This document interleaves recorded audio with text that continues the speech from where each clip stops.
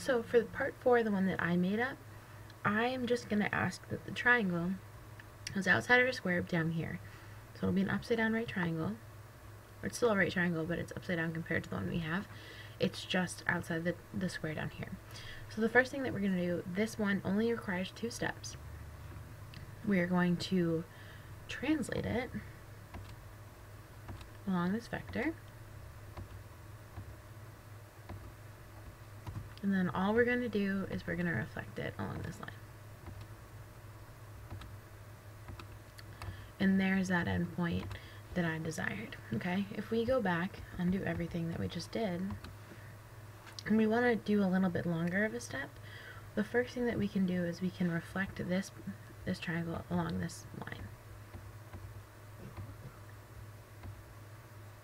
Second, we can translate it all the way down.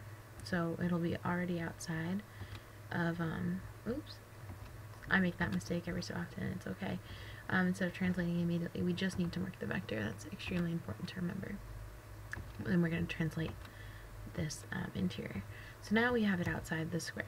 Perfect. It's already below, it's already outside. So the last thing that we need to do is we need to make sure that we have it in the right position. So we need to flip it, and then it just, that's all that we need really done. But we can't directly flip it just like this. So the first thing we have to do is we have to rotate it along that point.